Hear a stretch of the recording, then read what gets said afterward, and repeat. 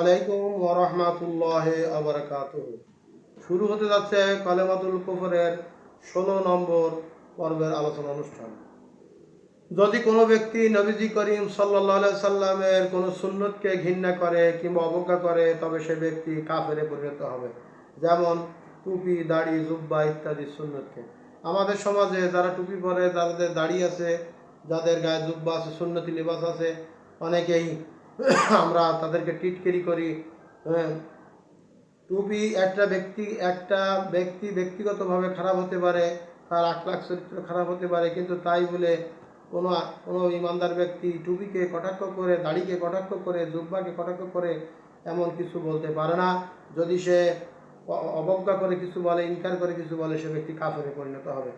যেমন ধরেন, আমাদের সমাজে একজন ব্যক্তি খুব গোঁফ রেখেছে, খুব বড় মোষ খুব বড় রেখেছে, আর একজন ব্যক্তি বলল, ভাই তুমি তোমার গোপকে সেটে ফেলাও, গোপকে বড় রেখো না, গোপ ছোট রাখা শূন্য তরিকায় গোপ রাখো। সেই ব্যক্তি বলল, আমি এমন গোপ রাখতেই পছন্দ করি।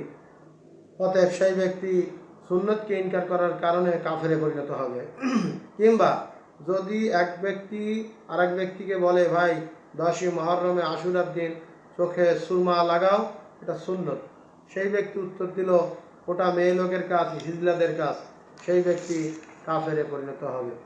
যদি কেউ বলে থাকে, আমার সবসময় মেসওয়াক করতে ভালো লাগে না, মেসওয়াক করা আমার সবসময় পছন্দ হয় না, সেই ব্যক্তি কাফেরে পরিণত হবে। কোনো ব্যক্তি যদি বলে, আমি লাউকে পছন্দ করি না, এক ব্যক্তি বলল, লাউ রসুল করিম সাল্লাল্লাহু আলাইহি সাল্লামের খুব পছন্দীয় জিনিস, আর এক ব্যক্তি বলল, আমি পছন্দ করি না, আমার ভালো লাগে না, সেই ব্যক্তি কাফেরে পরিণত হবে। আবার যদি কেউ বলে থাকে, মোহাম্মদ রাসূলুল্লাহ সাল্লাল্লাহু আলাইহি সাল্লাম তার রওজার ভিতরে আছে কিনা তা আমি জানি না, সে কাফের হয়ে যাবে।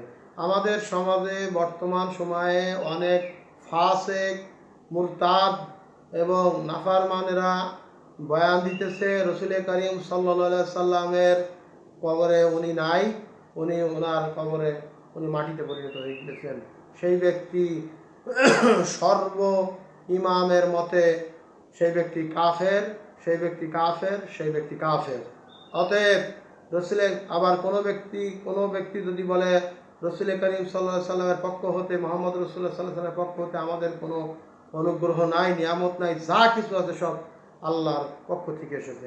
আল্লাহর পক্ষ থেকে নিয়ামত এসেছে, কিন্তু আল্লাহ তাআলা ওসিলা ছাড়া কোনো কাজ করবেন না। রসুল করিম সাল্লাল্লাহু আলাইহি সাল্লামের নিয়ামত ওসিলায় যে নিয়ামতকে যারা অস্বীকার করবে, সে ব্যক্তি কাফেরে পরিণত হবে। কেননা আল্লাহ তাআলা কুরআনুল কারীমের 9 নম্বর সূরা তাওবার 128 নম্বর আয়াতে আল্লাহ বলতেছেন, লাকাদ জাআকুম রাসূলুম মিন আনফুসিকুম আজিজুন আলাইহি মানিতুম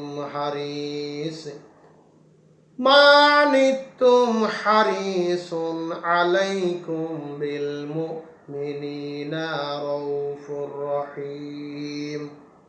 সত্য তোমাদের কাছে এসে গেছে, তোমাদের মধ্যে থেকে এমন একজন রসুল এসেছে যে তোমাদের দুঃখ কষ্ট সহ্য করতে পারে না, যিনি তোমাদের জন্য মঙ্গলকামী এবং ঈমানদারদের প্রতি তিনি মহা দয়াশীল।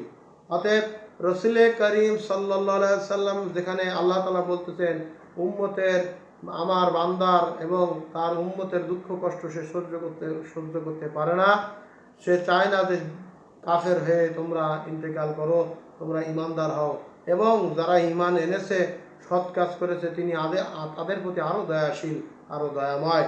নবীজি করিম সাল্লাল্লাহু আলাইহি সাল্লামের কোনো ব্যক্তির যত বড় আল্লাহর সে মাহবুব বান্দা হোক, সে যদি নিজেকে দাবি করে যে আমার ভালো সৎকর্মের দরুন আমি জান্নাতে চলে যাব, রসুল করিম সাল্লাল্লাহু আলাইহি সাল্লামের সুপারিশ লাগবে না আমার, সেই ব্যক্তি কাফেরে পরিণত হবে এবং সেই ব্যক্তির কোনো আমল কাজে আসবে না, সারা জীবনের বরবাদ আমল বরদাস্ত হয়ে যাবে। এই জন্যে আল্লাহর রসুল করিম সাল্লাল্লাহু আলাইহি সাল্লামের শাফায়াতকে কোনো ব্যক্তির অস্বীকার করার কোনো প্রকার কোনো যুক্তি নাই। যদি কেউ কোনো আলেম নামধারী কোনো ব্যক্তি যদি এইরকম বেয়াদবিমূলক কথা বলে, অতএব তাহলে চিন্তা করে দেখবেন প্রিয় দর্শক, আমার মুসলমান ভাই ও বোনেরা, যে ওই আলেমের মহব্বত, ওই ইমামের মহব্বত, ওই শায়েখের মহব্বত অন্তরকরণ থেকে দূর করে তেলে ডাস্টবিনে নিক্ষেপ করবেন। অতএব আজকে বর্তমান সময়ে কিছু সংখ্যক আলেম নামধারী ফাসেকরা তারা রসুল করিম সাল্লাল্লাহু আলাইহি সাল্লামের শানে, নবীদের আওলাদের শানে, নবীদের আহলদের শানে, আল্লাহর ওলিদের শানে বেয়াদবি করতেছে এবং রসুল করিম সাল্লাল্লাহু আলাইহি সাল্লামের শানে বেয়াদবি করার দরুন সেই ব্যক্তি নিজেই কাফেরে পরিণত হচ্ছে এবং মানুষদেরকে কাফেরে পরিণত করতেছে, সে ব্যক্তি নিজেই জানে না।